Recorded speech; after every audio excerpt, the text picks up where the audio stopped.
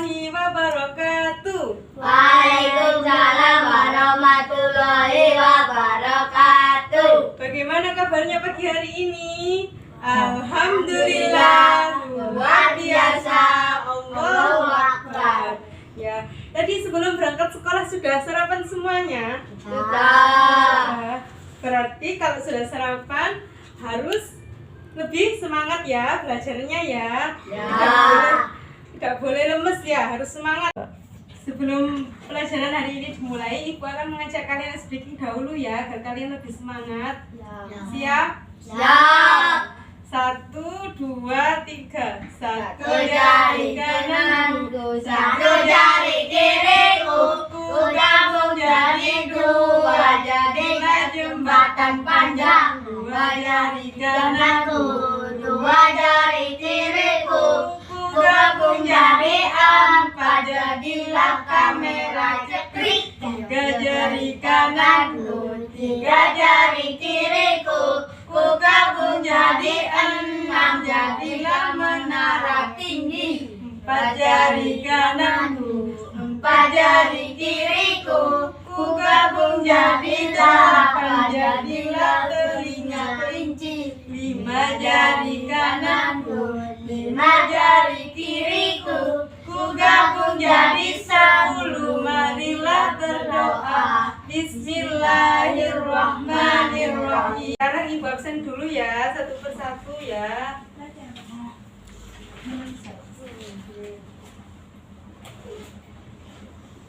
Yang pertama, Muhammad Fajril Akbar hadir.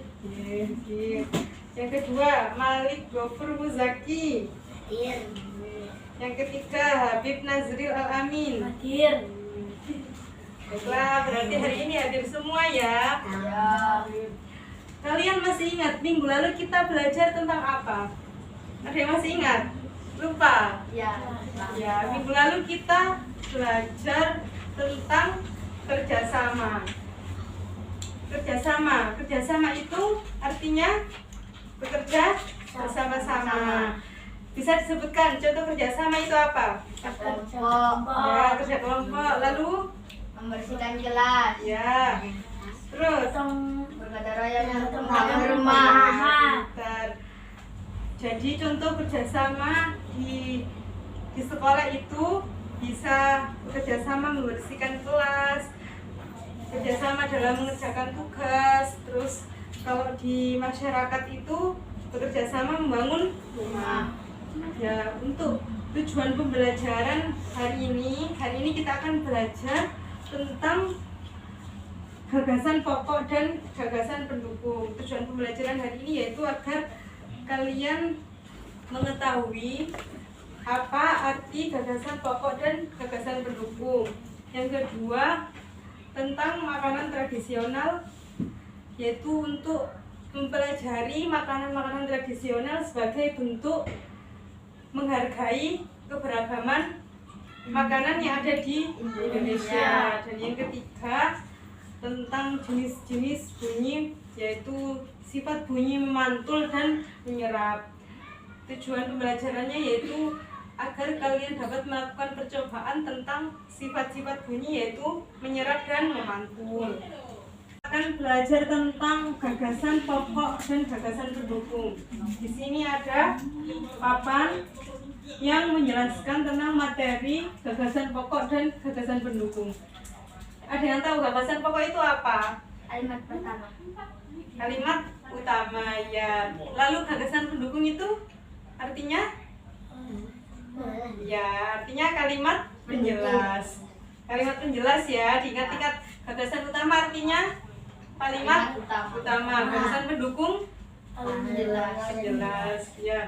Di sini gagasan pokok mempunyai ciri-ciri. Yang pertama, gagasan pokok itu merupakan kalimat utama atau kalimat umum. Biasanya dijelaskan atau dijabarkan di awal-awal teks atau bacaan. Yang kedua, gagasan pokok terdiri dari satu gagasan setiap paragraf. Jadi setiap ada satu bacaan dan terdiri dari 4 atau 5 paragraf, biasanya gagasan pokoknya terletak di paragraf pertama ya. Yang ketiga, gagasan pokok terdapat di kalimat utama. Seperti yang Ibu jelaskan tadi ya, gagasan pokok tidak akan terletak di kalimat akhir, jadi selalu di kalimat utama. Dan yang keempat, dapat berdiri sendiri. Ya, jadi gagasan pokok jika hanya ada satu kalimat saja itu sudah termasuk menjelaskan tema yang ada. Jadi bisa berdiri sendiri. Selanjutnya ada gagasan pendukung. Gagasan pendukung tadi termasuk apa? Bisa diartikan artinya gagasan pendukung itu kalimat Penjelas. di sini mempunyai ciri-ciri. Yang pertama berupa kalimat khusus. Ya, jadi kalimat khusus itu dapat berupa pernyataan, uraian, peristiwa, contoh atau kalimat yang mengandung banyak penjelasan atau banyak keterangan. Yang kedua, gagasan pendukung ini menjabarkan kalimat utama. Jadi seperti kalimat utama itu dapat menjadi kalimat pendukungnya gagasan penjelas. Jadi gagasan pendukung itu hanya menjabarkan gagasan pokok yang terdapat pada kalimat utama. Yang ketiga, terdapat beberapa kalimat gagasan pendukung. Terdapat beberapa gagasan pendukung. Letak kalimat penjelas dapat dimanapun, dapat di kalimat kedua, kalimat ketiga, dan seterusnya. Tapi tidak akan terletak di kalimat pertama. Ya. Dan yang terakhir, ciri-ciri gagasan pendukung yaitu tidak dapat berdiri sendiri. Jadi gagasan pendukung itu lawan katanya gagasan utama atau gagasan pokok. Kalau gagasan pokok tadi dapat berdiri sendiri ya. Kalau gagasan pendukung atau gagasan penjelas tidak dapat berdiri sendiri, harus ada kalimat yang bersamanya. Ya, dari sini ada yang ditanyakan? Sudah jelas? Ya. Coba sekarang dibuka bukunya halaman 135. Ya, sudah ketemu? Sudah ketemu. Di situ ada bacaan yang berjudul apa judulnya? Dodol Betawi Mak Salma. Dodol Betawi Mak Salma. Di situ ada beberapa paragraf. Dan di situ pasti akan ada letaknya gagasan utama dan gagasan pendukung. Sekarang tugas kalian yaitu coba kalian cari gagasan utama dan gagasan pendukungnya. Jelas? Oke. Ibu beri waktu 20 menit dari sekarang. Sekarang Ibu minta kalian maju satu persatu untuk menyampaikan apa yang sudah kalian kerjakan tentang gagasan utama dan gagasan pendukung. Mulai dari Mas Alik, ayo Mas Alik maju sini. Baca ini.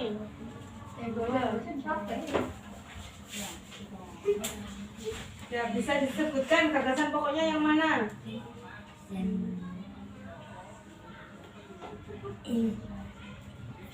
Coba ya, sebentar lagi kota Jakarta akan berulang tahun. Ya, lalu gagasan pendukungnya? Seperti tahun-tahun sebelumnya Mak Salma menerima banyak pesanan. Mak Salma adalah pembuat dodol tradisional Betawi di kampung. Sudah cukup, terima kasih Mas Alik. Sekarang Mas Fajril, ayo Mas Fajril maju. Lalu bibi sih kapan sih? Ayo disebutkan gagasan pokoknya yang mana? Sebentar lagi kota Jakarta akan berulang tahun. Ya, gagasan pendukungnya? Seperti tahun-tahun sebelumnya, Mak Salma menerima banyak pesanan. Mak Salma adalah pembuat dodol tradisional Betawi di kampungnya. Ya, sudah, terima kasih Mas Fajril. Ya. Ya, jadi sudah paham semuanya ya. Sudah bisa membedakan antara gagasan pokok dan gagasan pendukung. Baik, kita akan ganti materi tentang makanan tradisional. Apa makanan tradisional itu? Ada yang tahu? Ya, makanan tradisional adalah makanan pada zaman dahulu, pada zaman nenek moyang kita, makanan yang sudah lama yang dikenal orang-orang terdahulu. Di sini ada banyak gambar tentang makanan tradisional. Ini gambar apa ini? Lumpia, Ya, ini. rendang, Yang ini. rujak, kue serapi, gado-gado. Ya. Kalian dari 5 makanan ini, kalian tahu nggak apa asal daerahnya dari mana saja?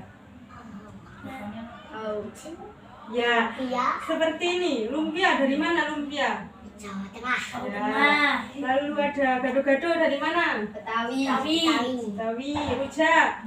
Surabaya, Ya. Jadi setiap daerah itu mempunyai ya ciri khas makanan tersendiri. Daerah sini makanan khasnya ini, daerah sana makanan khasnya sana. Jadi kita seumpama kita dari daerah sini ingin mencicipi makanan daerah sana, jadi kita bisa pergi ke daerah yang berasal dari makanan tersebut. Jadi kita itu harus menghargai keberagaman makanan tradisional yang ada di negara kita, Indonesia.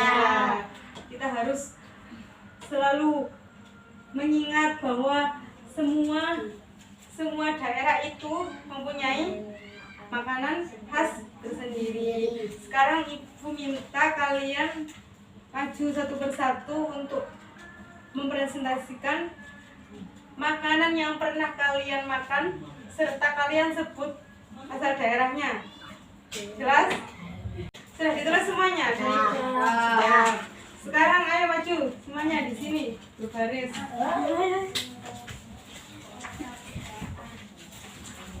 Ya. Sekarang disebutkan makanan tradisional yang sudah pernah kalian makan beserta asal daerahnya. Mulai dari Mas Malik. Soto ayam dari Lamongan. Soto ayam dari Lamongan. Mas Fajril Aceh dari Aceh. dari Aceh, ya Aceh. Ayo Mas Malik, Mas Ini Vivi. butet dari Jogja. Ya, berarti sudah pernah mencoba beberapa makanan tradisional ya. Ya. Silakan duduk kembali ke tempat duduknya. Aduh. Jadi, setelah kalian menyebutkan makanan tradisional yang sudah kalian makan, berarti kalian harus mempunyai rasa bangga kepada negara Indonesia karena mampu menciptakan banyak sekali makanan tradisional yang bisa kita coba dan kita nikmati. Ya, jadi kita harus bangga sebagai warga negara Indonesia, dan sebagai wujud bangga itu kita harus menghargai keberagaman makanan tradisional yang ada di Indonesia. Nah, kita akan melakukan percobaan untuk membuktikan sifat bunyi memantul dan menyerap. Bunyi apa? Memantul dan menyerap. Ya, bunyi memantul dan menyerap. Di sini sudah Ibu sediakan beberapa alat dan bahan untuk membuktikan sifat-sifat kedua bunyi tersebut. Bisa dilihat ini ada dua karton ya. Terus ada tumpukan buku. Lalu ada kardus, ada piring kaca, dan ini ada arloji. Ini nanti yang menjadi subjek bahwa bunyi dapat diserap dan dapat dipantulkan dengan benda-benda tertentu.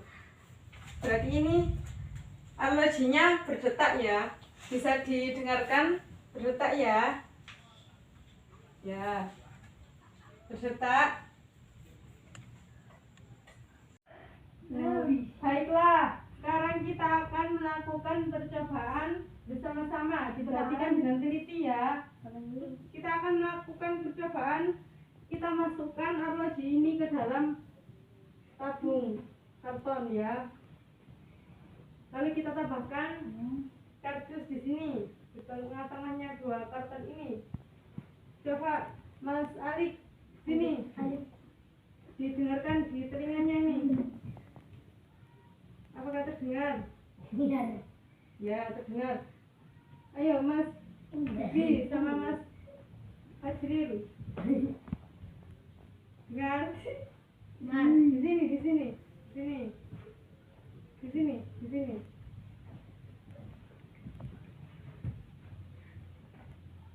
Ya, Aduh, berarti Sudah. Berarti dapat disimpulkan bahwa bunyi akan dapat menyerap jika mengenai benda yang keras seperti benda yang lunak seperti apa ini? Kardus. Bisa dipahami ya. Sekarang kita ganti kardus ini dengan piring.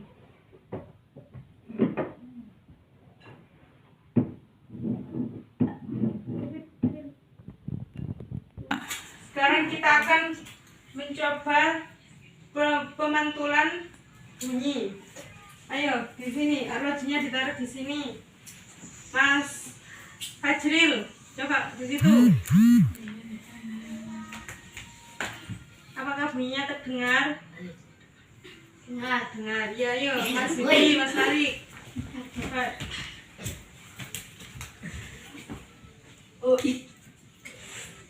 Terdengar?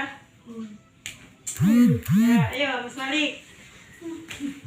Bunyinya terdengar? Dengar. Ya, jadi bisa disimpulkan ya bahwa bunyi akan menyerap jika mengenai benda yang keras. Seperti apa ini? Contohnya?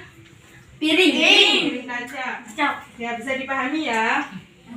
Ya, sekarang tugas kalian coba kalian buat laporan hasil percobaan yang menggambarkan tentang percobaan dua sifat bunyi tadi ya. Nanti kalian kerjakan individu. Ibu beri waktu 10 menit. Baiklah, sudah selesai semuanya ya laporan hasil percobaannya ya. Sekarang maju satu persatu untuk mempresentasikan hasil percobaan tadi. Mulai dari Mas Bibi, ayo maju sini. Bibi, coba ayo disampaikan. Sini. Nah, coba disampaikan. Percobaan pemantulan dan penyerapan bunyi. Hasil percobaan satu, bunyi yang dipantulkan benda yang keras, piring kaca akan memantul. Percobaan kedua, bunyi yang dipantulkan pada benda yang lunak atau kardus, bunyi tidak dapat memantul atau bunyi terserap. Kesimpulan, bunyi akan dipantulkan apabila mengenai benda keras dan bunyi akan diserap apabila mengenai benda yang empuk. Sudah? Ya. Ya, terima kasih. Mas Ali. Ayo Mas Ali. Maju. Ya. Nah. Ya. Alat-alat yang dibutuhkan piring kaca, 2 tabung kertas, beberapa buku dan arloji yang berletak percobaan. Hasil percobaan ada bunyi yang dipantulkan pada benda yang keras, piring kaca akan memantul. Percobaan 2, bunyi yang dipantulkan pada benda yang lunak, bunyi tidak dapat memantul atau bunyi terserap. Kesimpulan, bunyi akan dipantulkan apabila mengenai benda keras dan bunyi akan diserap apabila mengenai benda yang empuk. Ya sudah, terima kasih Mas Ali. Sekarang Mas Fajril. Ayo maju Mas Fajril. Ya, disampaikan laporannya.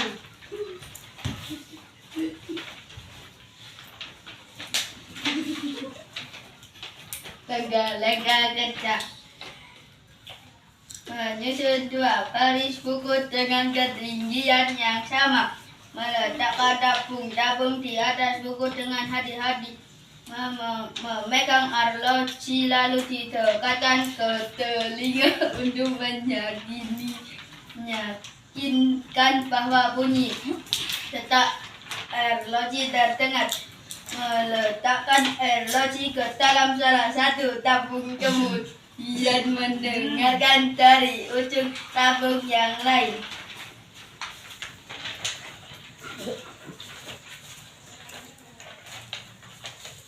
Bunyi yang di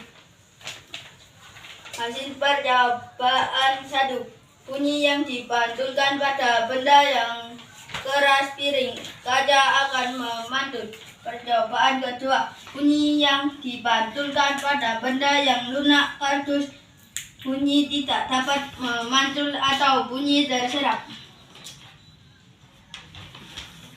Kesimpulan, bunyi akan dipantulkan apabila mengenai benda keras yang bunyi dan bunyi akan diserap apabila mengenai benda yang empuk. Ya, terima kasih Mas Tajib. Ya, sudah maju semua ya berarti ya. Iya. Sudah Ini kilo. sudah maju semua ya, sudah melaporkan hasil percobaannya. Jadi kesimpulannya apa? Bunyi akan dipantulkan apabila mengenai benda keras dan bunyi akan diserap apabila Ya, dua sifat bunyi tadi memantul dan menyerap bisa dibuktikan dengan piring kaca dan kardus. Dipahami? Bisa? Bisa. Sebelum Ibu menutup pembelajaran pada hari ini, kita akan menyimpulkan materi yang telah kita pelajari tadi ya, kita simpulkan bersama-sama. Jadi tadi kita sudah belajar apa saja? Tentang gagasan pendukung. Lalu kita belajar tentang terakhir tadi apa? Percobaan tentang memantulkan bunyi. ya, sifat bunyi. Masih ingat tadi gagasan pokok sama dengan apa? Kalimat utama. Ya, kalimat utama. Lalu gagasan pendukung. Kalimat penjelas. Lalu makanan tradisional tadi ada apa saja? Lumpia, randa, rujak, kue sapi, kado-kado. Ya, kita harus menghargai keragaman makanan tradisional yang ada di Indonesia. Yang terakhir tadi tentang sifat-sifat bunyi. Bunyi apa tadi? Sifat bunyi memantul dan menyerap. Tadi sudah melakukan percobaan ya. Percobaan yang telah dilakukan tadi tentang bunyi memantul dapat dicoba dengan apa? Barangnya tadi apa? Alatnya? Kardus, Kardus, Kertas lalu karton. kertas karton. kaca. Ya, itu bukan buku ya. Ya, baiklah. Sekarang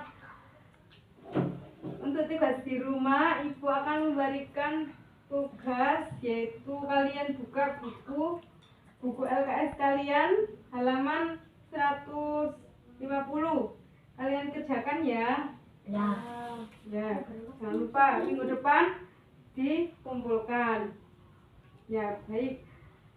Untuk hari ini kalian sudah semangat belajar, sudah aktif dalam pembelajaran, sudah aktif juga dalam presentasi, lalu sudah semangat juga dalam melaksanakan percobaan IPA. Minggu depan kita akan belajar subtema 1, tema 2, pembelajaran 1 dipelajari ya di rumah ya. Mari kita tutup pembelajaran hari ini dengan berdoa. Alhamdulillahirrabbilalamin. Terima kasih, sampai bertemu di minggu depan. Assalamualaikum warahmatullahi wabarakatuh. Waalaikumsalam warahmatullahi wabarakatuh. Wabarakatuh.